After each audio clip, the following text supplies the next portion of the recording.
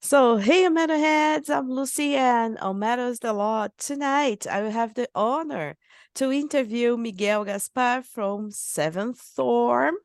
So, welcome, Miguel. Thanks for your time for the interview. And my first question is Maledictus is the debut album of Seventh Storm, released in August 2022. And how has been the feedback from the fans and media so far? Well, hello to everyone, first of all. Hope everybody's doing well and listening to good metal. Um, so far, the reaction was pretty amazing. I wasn't expecting for a first album to be received the way it was, especially with a lot of reviews that we got throughout, not only in Portugal, but also abroad. And the direct contact with the audience. It started when we did a first acoustic in Fnac here in Portugal. It's a big chain of record stores, and immediately people are already, singing, the lyrics to the songs. So this was in maybe October. The album had come out end of August. So in less than 2 months, people are already singing the lyrics and so into the album. And usually that doesn't happen like too quickly. Usually it takes a couple of years for an album to make some kind of mark in people's lives. And then immediately, at least a group of friends and fans that I stay in touch with, it really some people it really gave them passion to come back to music and to metal and to even go to shows again or anything that we're doing, like signing sessions. And I think that's always very positive. If an album can do that and can get you out of your house, I think that's at least we did something correct. Okay, nice. So, Seventh Storm is a progressive gothic metal band with Portuguese musicians only. So, could you introduce us the other members of the band and how have you met each other? Well, it's Ben, which is our guitar player. Josh, he's our second guitar player. Then we have Rez on the vocals, and Butch plays bass. I didn't know Rez or Ben before the band started. I already knew Josh and Butch through a mutual friend of ours that also has a metal rock station here in Portugal, and he's always helping out as much as he can. And they had this cover band like 10 years ago or more of Guns N' Roses. So Yeah. sometimes I would hang out with them. I go to their rehearsals, and they were super cool guys. So I would stay in touch. I never imagined playing with them, of course.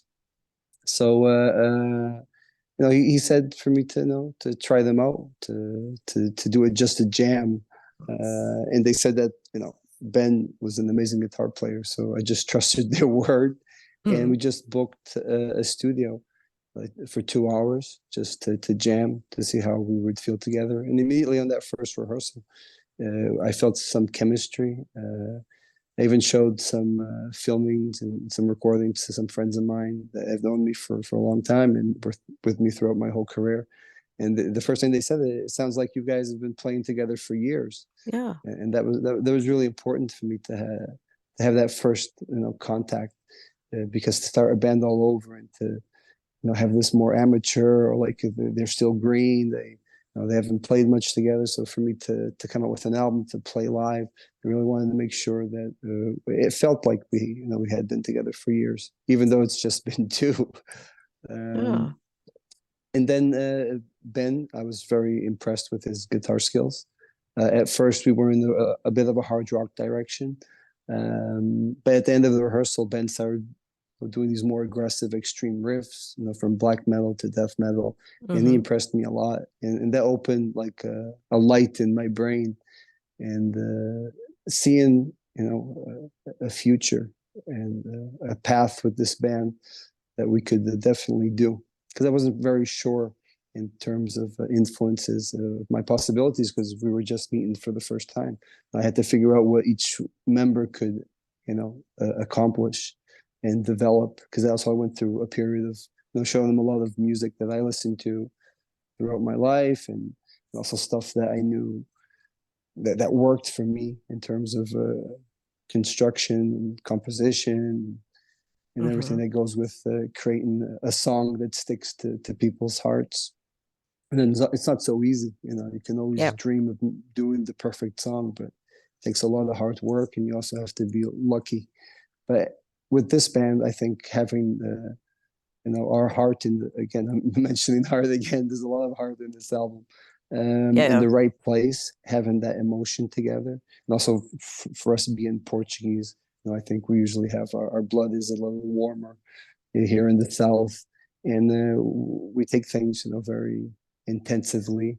That's why there's a lot of melancholy in the songs. I think connects very well with our roots and with our fado history, Mm-hmm. what you would expect maybe from Portuguese, but taken into another metal possibility. And then Raz came into the picture later on. He was the first one that contacted me when he knew that I wasn't with my former band no more. He just, wanted to wish me luck in my future, that he admired my career for many years. Mm-hmm. I didn't know him. I didn't know of any of his projects. There was a following for a lot of his bands that he was involved with in Portugal, because Mm-hmm. people had already recognized the quality of his vocals and as a vocalist and performer. But none of these bands, went further or had the opportunity, unfortunately, like so many other bands. And he just thought that maybe this was my chance, my one last chance. And so I got in contact. He offered his vocal skills, and at the time I wasn't so sure in which direction I should go with vocals, because I had been used to a more aggressive, growling kind of, also goth vocals, Mm-hmm. that kind of genre. And he sings like he's big. His vocals is epic. Maybe even scared me a bit at first, because you have to understand that it was a huge change for me, being in the band for almost 30 years, and all of a sudden hearing, the vocals are so different. Mm-hmm. But Yeah. that also gave me, after a month or so, I was thinking about it, because he sent me this cover of Heaven and Hell from Dio that he Oh. did on YouTube, and I was very impressed. I was like, wow, he sings really well, especially for Portuguese standards. Unfortunately, coming from countries that don't speak English, it's Mm-hmm. always more difficult to get something that's authentic, that you can actually Yeah. pull it off. And I Yeah. Yeah. think he does it very well, and it worked perfectly. We just had a Zoom call also. The Oh. first time, this was the end of August in 2000, and we just through talking, we were like, okay, let's go. I have no time to lose. Like, I wasn't gonna, where am I going to find, Mm-hmm. there's not like a line of vocalists in Yeah. Portugal. It's what I was saying at the time. It's not like I'm in Sweden or Finland. And it was also, the beginning of a process, because I started to accept, people's help, and he came to me, and the way he didn't stress me about, like, some people would, like, oh, I want to be a vocalist or whatever project you're in. Like, you don't say nothing, and a week later they're asking you again and asking you again and asking you again. Yeah. And he was very polite, and he completely understood Nice. what I was probably going through at the time. So it worked out in the end, and now we have songs that are almost turned into classics. Yeah. Well, great story. All right. So yeah. So speaking about it and completely connected with what you said. So being a new band has most probably some challenges as the adequacy among the musicians. So, but how was the process of composing the album Maledictus? Well, we were actually fortunate in a certain way, because we were going through the whole COVID, restrictions. So we had to rehearse early as possible, because there was a curfew, I think, at 11 at night or 10 at night. So it was kind of funny. We were running around like we were, criminals, so we could Yeah. rehearse. And so I think that gave it a kind of excitement also, because we looking back, it is kind of crazy that everything, the whole pandemic was going on, and our Yeah. main focus was getting together and how we'd figure it out, or sometimes looking at the streets, like if the police is going to be there, Oh gosh. because because we're not supposed to be out. We're supposed to Yeah. be. But at the same time, it is kind of like your job. But how am I going to explain? Oh, I'm going to rehearse. It's like, oh, that ain't a job. but we did the best that we could. And Uh-huh. what we decided from the beginning is that each time we worked together, if it was just 1 hour, 2 hours, 3 hours, didn't matter. It was just 100% focus on the songs. There was no, especially in the beginning, there was no like, oh, let's drink a beer, let's hang out. No, the minute I walked in that room, in the rehearsal room, Mhm. we just music. Our language and communication was just music. Wow. And then during the week, we would use, of course, WhatsApp and talk a lot about the songs or listen to the songs from the previous rehearsals. So I Mhm. wanted something that would be definitely organic, coming from within, and that has to do playing a lot together. Of course, throughout the years, when you already know the musicians, you can do things a little differently.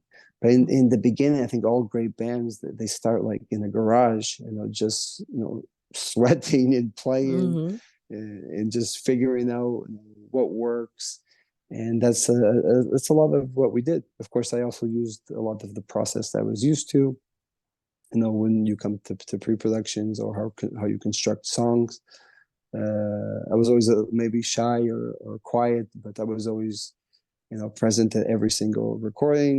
Mhm. Worked with so many fabulous producers, and always participated in the songwriting and pre-productions. So I also learned a lot of the methods of various producers out there that I respect a lot, and also the love of metal that I have for. So I just wanted to somehow bring all that together with them. Um, Kind of like passing my experience of all these years. Mhm. Of course, they're amazing musicians, but it's completely different when you've actually, done it. You've done the 100 tours. You Yeah, for released I sure, don't for know how sure. many albums, played with the bands you were a fan of. Like so Yeah. many great bands. I never imagined that I would be side by side, and also bands that you respect that become your friends, and you're just so fortunate to be in that realm, in that world. And it's unfortunate some other bands, it's that experience, it's that passion, for you to Mhm. seek that opportunity that sometimes is not there. So I think you have good musicians in everywhere in the world. I think it's especially for Portugal. Looking Mhm. back from when I started in the '90s, it was pretty much impossible. Yeah. The level of that we had compared to metal in Germany, for instance, and how they recorded albums in studios, it was such a professional level that Yeah. I had to adapt very quickly and be very focused with lots of rehearsals and of course dedicating your time to it. Like everything in life, you have to Mhm. dedicate a good part Yeah. of your time if you want it to be any good. Yeah. Good. The song Saudades has two versions, including a video clip in Portuguese and English. So why have you decided for it? Well, the word saudade is a word that's so hard to translate Yeah. to English. It means like missing. That's the translating the word. But for us, it's something a lot more emotional. It's something like losing your loved ones and remembering back and when you were happy, or remembering your country, or remember where you come from. Those first moments you had maybe as a teenager, or your first concert you went to. This it's kind of like this yearning, that the Portuguese, it kind of feels like we're always going through for some reason, maybe because of our historical past of us being around way too long. Yeah. um, we're always it's like something that is always not right. It's if we're not involved in our way of life, with our, especially for immigrants, people that left Portugal, they have a hard time, with simple things from food to conversations to being able to speak your own language and feel comfortable in your own shoes. I know that I come from an immigrant family, so I know what my parents went through, being brought up in a country that they couldn't speak, Mhm. um, that foreign language properly, and of course, in those precise moments, you always go back the smells of your birth, like anything that connects to your soul, and that's so intense for the Portuguese, and for Yeah. most of us, for everybody, of course. But that's something that I had to be in Portuguese then. They have a song called Saudade, and then not do a whole Portuguese version. It was, I think, necessary also from my point of view as like a thank you for all the years that the Portuguese audience also followed me, and also the great moments I had playing throughout the world. Because when you find a Portuguese in England or in America or in Canada, it's like you've never met him, but all of a sudden he's your best friend. Yeah, yeah. Because we relate in a way that's so different. It's so complicated. We're only 10 million people. We have a huge history, but at the moment, it's not like people, because of Cristiano Ronaldo, maybe they know where Portugal is, but it's still, it's still not England. But Portugal Yeah. has become pretty popular, actually too popular in these last couple of years. But I don't want to show just the touristy side. Of course, it's easy to come Mhm. to a country and go to the beach and get drunk on the beach, and it's a wow, amazing country. but there's so much more to our country and to our For sure. people. For sure. For sure. Yeah. Good. So I've seen you have many concerts happening in Portugal. So what about the international concerts? Do you have already any dates scheduled for this year or for next year? No, outside of Portugal, not yet. I've been Mhm. working with some friends. We are looking for an agency or booker. Like Yeah. in everything that I did from the beginning, I want to take my time. I don't want to do something that then I'll regret. And also, I have a notion that we're a brand new band, and it's not that easy these days, like it was, I Mm-hmm. think, maybe 10, 20 years ago, to just hop on the tour immediately. So I think it's important for us to grow a strong fan base in Portugal because it's where we live. Mm-hmm. And it's also been going well. Our album on the first week it was released, we hit number 2 on the Wow. national charts. So that's Mm-hmm. pretty incredible, especially for this genre being metal in such a small country. And not many metal bands get to that number. It Yeah. was very funny because we were in the middle of all the, pop stars for a couple of weeks. So I think it's Cool. definitely an investment to be done. And when the opportunity comes, of course, Mm-hmm. that's what I did my whole life. I played since '95. I toured, most of the world every Yeah. single year, Yeah. and it would be such a joy for me to be able to give that experience also to these new band members, musicians. Also open their horizons and experience, because that's what makes you like a makes you grow a lot when you get out of here and when you see how things are done abroad. And Mm-hmm. the day to day, just playing every day just makes a huge difference. Yeah. And so anybody listening, who want to bring us to your country, let's figure it out and let's start doing some shows. Yeah. Okay. Good. So now which are your main metal influences as a musician?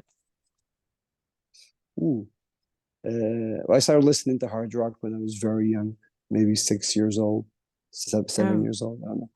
And I was a big fan of Van Halen, Motley Crue, the whole hard rock, 80s. And of Mm-hmm. course, Iron Maiden, AC/DC, Metallica, Megadeth. Those were the bands, no, the heavier bands that I knew at the time. But then when I was 12, that's when I moved to Portugal, and Mm-hmm. I started hanging out with true metalheads and very underground. So immediately when I was 13, 14, I was listening to Creators, Sepultura, a lot of Venom, Bathory, lots of Dark Throne, anything that was extremely underground. Um, I would listen to, especially death metal came in. Big fan of Morbid Angel, Obituary. I love Obituary, especially they just released a new album. It Mm-hmm. was very, very for an old school fan. Also, the life that I've led, it just felt so good to listen to something like that.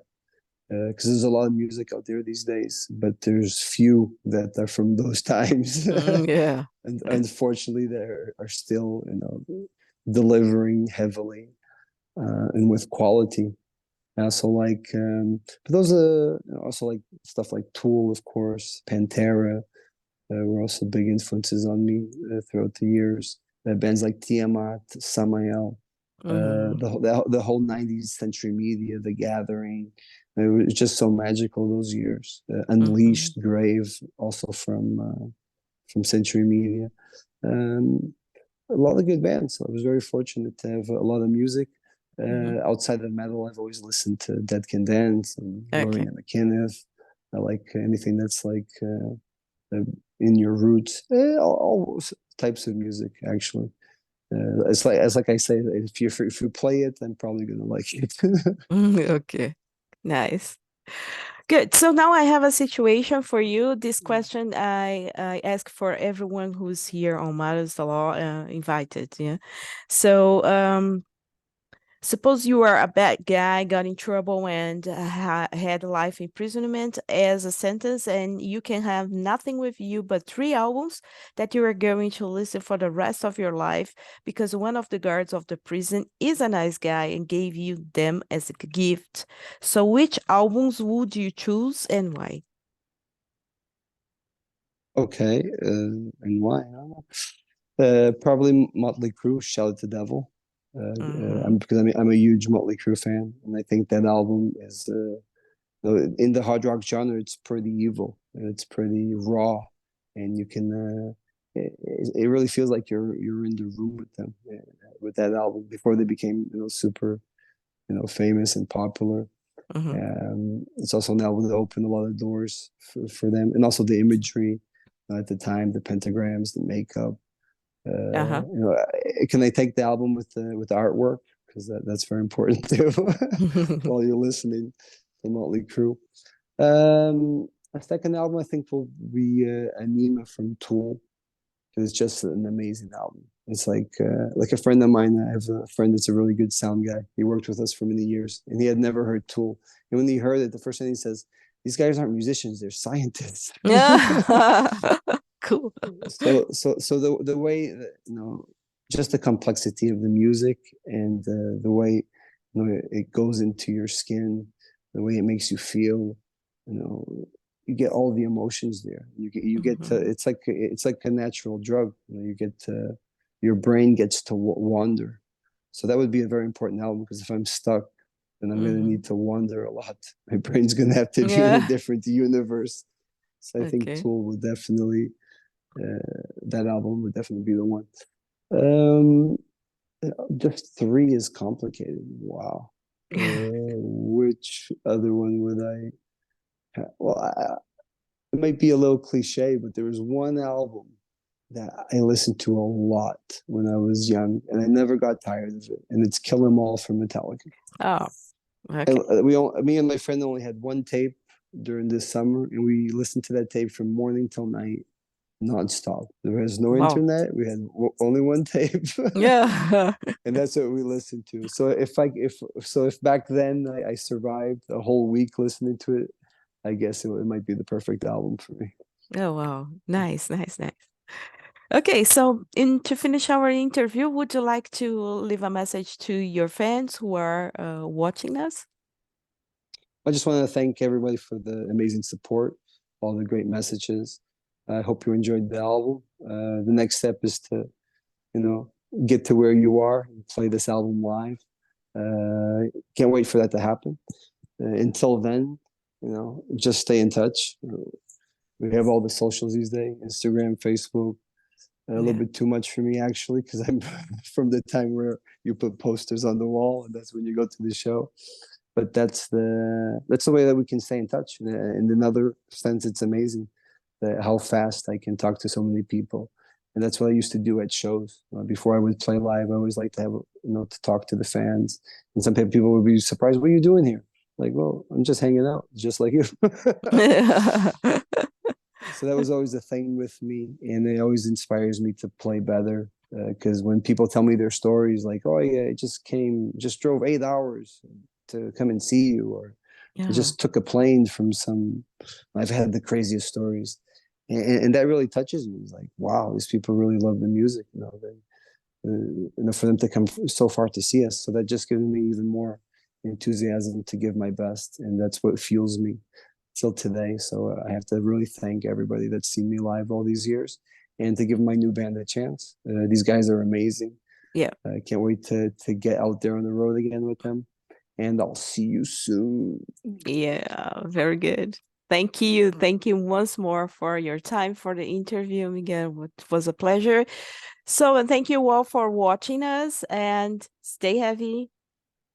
Stay heavy.